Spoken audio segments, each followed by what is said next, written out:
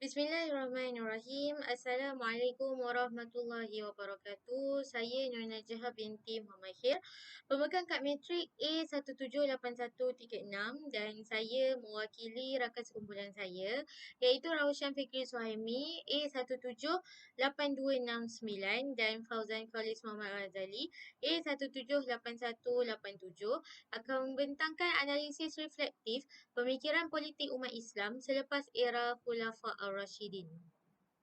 Okey, baiklah. Kesan fitnah terhadap perpaduan.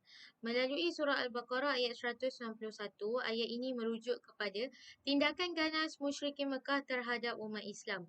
Mereka mengusir umat Islam dari kawasan kediaman dan mereka menghalang segala bentuk transaksi ekonomi. Tindakan mereka ini dianggap sangat kejam berbanding pembunuhan. Jadi fitnah Al-Kubra, fitnah yang dilakukan secara besar-besaran. Yang pertama, pernah berlaku ketika penghujung zaman pemerintahan Uthman radhiyallahu an dan kian memuncak ketika zaman pemerintahan Ali radhiyallahu an. Dan yang kedua, mewujudkan beberapa kumpulan politik Islam yang berbeza seperti Syiah, Khawarij dan lain-lain. Dan yang ketiga, berlaku perbalahan antara satu sama lain kerana fitnah yang berleluasa sesama mereka. Seterusnya, kita lihat bagaimana peperangan Siffin terjadi. Keputusan At-Takim iaitu proses perdamaian tidak menepati hasrat dan kehendak golongan penyokong Ali radhiyallahu anhu yang mereka membawa kepada perpecahan kumpulan iaitu Al-Khawarij yang membawa maksud keluar barisan. Kumpulan yang bertahan dengan Khalifah Ali ini dikenali sebagai Syiah. Namun sokongan yang diberikan terlalu melampau sehingga Saidina Ali terpaksa menolak mereka keluar dari barisan dan golongan yang dihalau ini kemudiannya diberikan gelaran Al-Ghullah berdasarkan sikap mereka yang sangat ekstrim. Meskipun agama Islam meraihkan perbezaan pendapat, namun haruslah dititik beratkan perpaduan ummah dahulu untuk mengelakkan sebarang ketidaksefahaman. Seterusnya kita lihat pemikiran politik Syiah. Syiah dari segi bahasa ialah penyokong ataupun pengikut. Manakala dari sudut konteks organisasi ialah sebuah golongan yang fanatik kepada Ali karamallahu wajhah dan anak cucunya. Kita lihat pasca kewafatan Rasulullah sallallahu alaihi wasallam.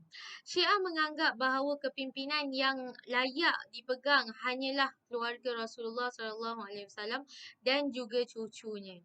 Yang kedua, Umar radhiyallahu anhu tidak mengiktiraf hadis yang menjadi teras kepercayaan golongan Syiah.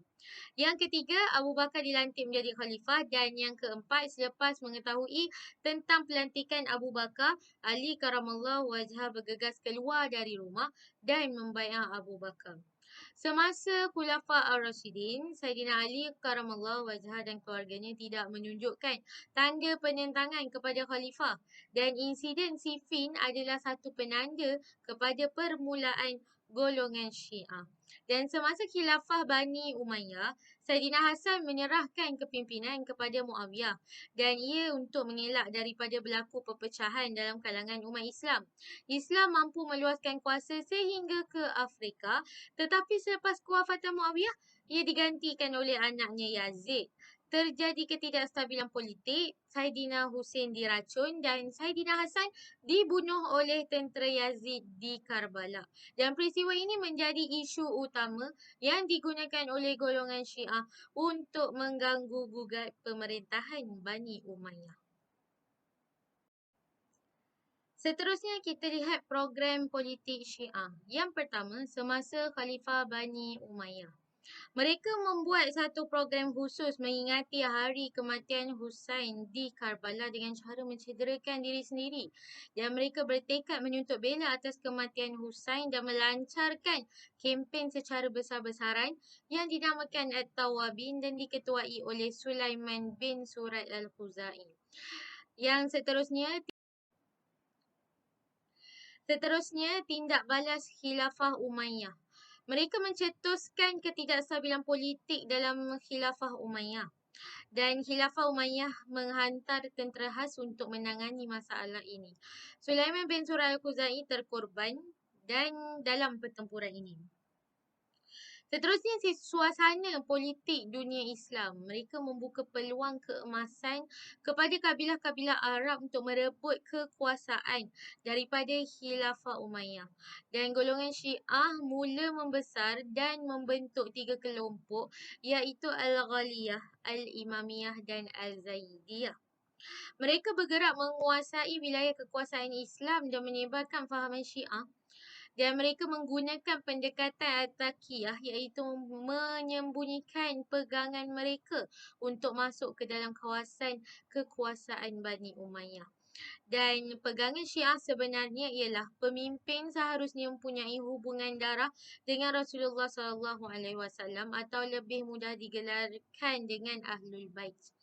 Dan mereka ialah pemimpin yang maksum dan bijaksana dalam langkah politik yang dilakukan. Seterusnya, kita lihat bagaimana pemikiran politik Khawarij. Khawarij berasal daripada perkataan kharaja yang bermaksud keluar, dan prinsip mereka ialah la hukma illallah, dan mereka ini dikenali sebagai al-muhakimah kerana bersesuaian dengan cogan mereka. Dari sudut istilah, Khawarij ini bermaksud golongan yang menentang kepimpinan yang sah, dan mereka bertindak keluar dari jemaah. Golongan ini sebenarnya dispesifikasikan kepada mereka yang asalnya menyokong Saidina Ali dan mereka yang mempertahankan Saidina Ali semasa peperangan Siffin, tetapi mereka bertindak keluar setelah mereka kecewa dengan keputusan Saidina Ali untuk menerima keputusan At-Tahkim. Dan yang keempat, mereka ini berasal dari Kufah dan Basrah, di mana penduduk tempatan mengenali kebanyakan mereka sebagai Ahlul Qura kerana mereka ialah orang-orang yang menghafaz Al-Quran. Antara sifat puak Khawarij ini ialah mereka terkenal dengan sifat tegas dan bertolak ansur. Dan mereka juga terbukti dengan sikap ini apabila mereka bertindak meninggalkan Saidina Ali yang tidak menerima cadangan mereka untuk terus berperang dengan Muawiyah.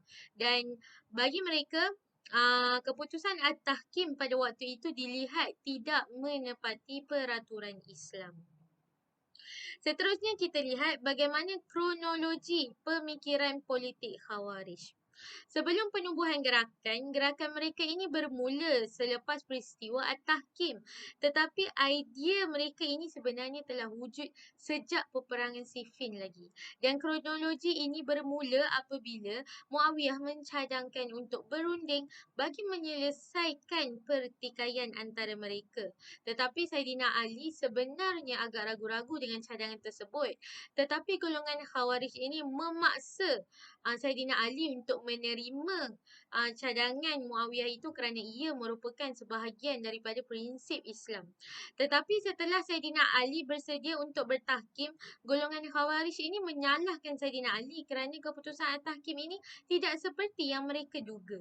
Dan mereka mendesak Saidina Ali untuk meneruskan peperangan, tetapi oleh kerana Saidina Ali telah pun bersedia untuk bertahkim, Saidina Ali tidak bersetuju. Dan golongan Khawarij ini keluar meninggalkan Saidina Ali dan membentuk gerakan sendiri dan menjadi sebuah gerakan politik. Selepas penubuhan gerakan, sebaik dia berpisah, mereka menjadikan Al-Harura sebagai pusat gerakan mereka. Dan mereka juga digelar sebagai Haruriyah oleh penduduk tempatan. Dan program awal yang dilaksanakan ialah menjalankan kempen secara besar-besaran untuk menentang kepimpinan Saidina Ali. Mereka ini juga dikatakan bertindak kejam kepada individu yang tidak menyertai mereka dan tidak bersetuju dengan mereka. Dan apabila individu mempersoalkan tentang tindakan mereka, mereka akan membunuh individu tersebut. Tindakan inilah sebenarnya yang menyebabkan Saidina Ali mengisytiharkan perang terhadap mereka. Dan terjadi beberapa siri peperangan dan akhir sekali di An-Nahrawan, hampir keseluruhan daripada mereka terbunuh, tetapi ada beberapa orang yang sempat lari ke wilayah tertentu dan pemikiran politik Khawarij ini berkembang juga di tempat yang lain.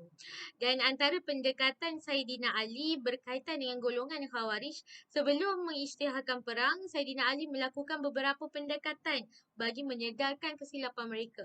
Antara pendekatan itu ialah mengirim warkah khas khalifah tetapi masih tidak diindahkan. Saidina Ali juga berhasrat untuk berdialog tetapi masih juga tidak memberikan kesan. Jelas bahawa pendirian mereka sangat tegas dan fanatik dengan kefahaman mereka. Dan mereka juga tidak memberikan ruang kepada sesiapa pun untuk berbahas berkaitan pemahaman mereka walaupun individu tersebut ialah sahabat Nabi sendiri. Dan sikap ini sebenarnya menyerupai masyarakat Badawi yang tidak menerima pendapat orang lain dan tidak ingin terikat dengan mana-mana peraturan, melainkan peraturan kabilah mereka sendiri. Dan golongan awal Khawarij ini juga terdiri daripada golongan Hufaz dan Ahlul Qura yang menyebabkan mereka hanya memahami konsep di dalam Al-Quran sahaja. Dan dalam soal ibadah, mereka juga dilihat terlalu berlebihan dan sering merasa bangga dengan kesungguhan mereka dalam beribadah tanpa henti siang dan malam. Selanjutnya kita lihat program politik Khawarij yang ciri-ciri perwatakan Khawarij ini amat ekstrim dan tindakan mereka sehingga menyebabkan Saidina Ali terpaksa berperang dengan mereka dan pada asalnya program politik Khawarij ni hanya berteraskan gagasan mereka sendiri tetapi cara golongan Khawarij yang menilai orang yang menentang pendapat Khawarij seharusnya segera bertaubat jika tidak darah mereka menjadi halal dan harta mereka menjadi ghanimah. Mereka bertindak rakus membunuh musuh-musuh mereka, tidak mengira usia, jantina dan pangkat dan sehingga kan Khinzir Ahlu Zimmah juga menjadi sasaran kerana dianggap mencemar bumi. Dan selepas peperangan Nahrawan, beberapa orang dari golongan Khawarij ini sempat melarikan diri ke wilayah tertentu dan pemahaman ini masih tetap dan sama sehingga mereka bersependapat untuk membunuh tokoh-tokoh yang terlibat dalam proses at-tahkim yang dianggap sesat itu. Dan Saidina Ali sahaja yang dapat dibunuh oleh Abdul Rahman bin Muljam Al-Muradi sementara yang lain terselamat dari konspirasi jahat golongan Khawarij. Dan setelah berjaya membunuh Saidina Ali, akhirnya Abdul Rahman bin Muljam Al-Muradi ini merasa sangat bangga sehingga menganggap kejayaan itu sebagai jalan mereka untuk menuju ke syurga dan cara menghampirkan diri kepada Allah. Dan akhir sekali kesimpulannya, Islam sememangnya meraihkan pelbagai pendapat tetapi hendaklah kita utamakan nilai kesaksamaan dan juga ukhuwah dalam setiap perkara. Yang kedua, perpecahan kaum mewujudkan lagi persengketaan sesama manusia bahkan membawa kemusnahan di dalam kelompok masyarakat serta negara. Yang ketiga, Syiah dan Khawarij ini merupakan contoh yang begitu jelas dalam menunjukkan sikap pentingkan diri sendiri, juga kumpulan masing-masing yang sehingga kini masih lagi wujud di dalam masyarakat mereka. Dan akhir sekali, seharusnya kita mengambil iktibar dan juga pengajaran agar hidup sesama kita lebih tenteram dan aman. Sekian sahaja daripada kami. Sekian, terima kasih.